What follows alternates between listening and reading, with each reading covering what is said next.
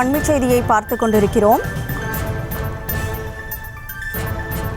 முன்னாள் அமைச்சர் செந்தில் பாலாஜி சட்டவிரோத பணப்பரிமாற்ற வழக்கில் கைது செய்யப்பட்டிருக்கும் நிலையில் அவர் தொடர்பான வழக்கு விவகாரத்தை தற்போது பார்த்துக் கொண்டிருக்கிறோம். செந்தில் பாலாஜி மீதான விவகாரத்தில் எடுக்கப்பட்டுள்ள நடவடிக்கைகள் தொடர்பாக தமிழக அரசுக்கு உத்தரவானது பிறப்பிக்கப்பட்டிருக்கிறது. வழக்கு தொடர்பான முழு விவரங்களோடு நமது செய்தியாளர் மதியழகன் இணைப்பில் இருக்கிறார். வணக்கம் மதியழகன், முழு விவரம் என்ன? போக்குவரத்து துறையில் பணி வழங்குவதாக கூறி பணம் பெற்றுக்கொண்டு மோசடி செய்ததாக முன்னாள் அமைச்சர் செந்தில் பாலாஜி மீது சென்னை மத்திய குற்றப்பிரிவு போலீசில் புகார் அளிக்கப்பட்டது. பின்னர் இந்த வழக்கு சமரசம் ஏற்பட்டதால் இந்த வழக்கை முடித்து வைத்து சென்னை உயர்நீதிமன்றம் உத்தரவிட்டது. இதை எதிர்த்து பாதிக்கப்பட்டவர்கள் சார்பில் உச்சநீதிமன்றத்தில் மேல்முறையீடு செய்யப்பட்டது. அந்த வழக்கை விசாரித்த நீதிமன்றம் குறிப்பிட்ட காலத்திற்குள் செந்தில் பாலாஜி மீதான வழக்கை முடிக்க வேண்டும் என்று உத்தரவிட்டிருந்தது.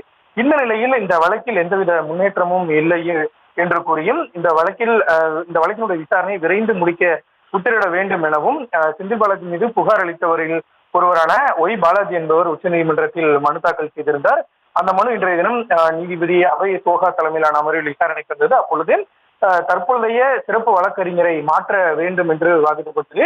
ஏனெனில் இந்த வழக்கறிஞர் எவ்வளவு சிறந்தவராக இருந்தாலும் அவர் அதிகாரமிக்க செந்தில் பாலாஜி போன்ற நபர்களால் அவர் இன்ஃபுளுன்ஸ் செய்யப்படுவார் என்ற ஒரு வாதத்தை முன்வைக்கப்பட்டது. வேறொரு நடுநிலையான சிறப்பு வழக்கறிஞரை நியமனம் செய்ய வேண்டும் எனவும் கோரிக்கை விடுக்கப்பட்டது. அப்பொழுது நீதிபதிகளை பொறுத்தவரை வழக்கறிஞரை மாற்ற வேண்டும் என்ற கோரிக்கை இருந்தால் உயர்நீதிமன்ற தலைமை நீதிபதி முன்பு அந்த கோரிக்கையை முன்வையுங்கள் என்று நீதிபதிகள் அறிவுறுத்தினர். மேலும் 22 ஆண்டுகளாக பணிபுரியும் ஒருவரை, அரசால் நியமனம் செய்யப்பட்ட ஒருவரை மாற்ற வேண்டும் என எவ்வாறு கூற முடியும் எனவும் நீதிபதிகள் கேள்வி எழுப்பினார்கள். இதனைத் தொடர்ந்து செந்தில் பாலாஜி மீதான விவகாரத்தில் எடுக்கப்பட்டுள்ள நடவடிக்கைகள் குறித்து ஆவணங்களை தாக்கல் செய்ய, அதாவது ஒரு வாரத்தில் தாக்கல் செய்ய வேண்டும் என உச்சநீதிமன்றம் தமிழக அரசிற்கு உத்தரவிட்டு இருக்கிறது.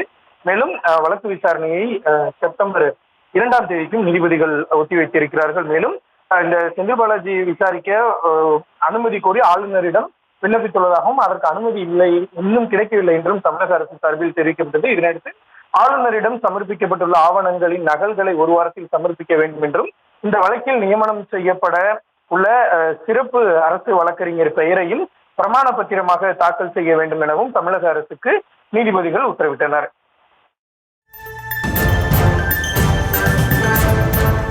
விவரங்களுக்கு நன்றி மதியழகன்.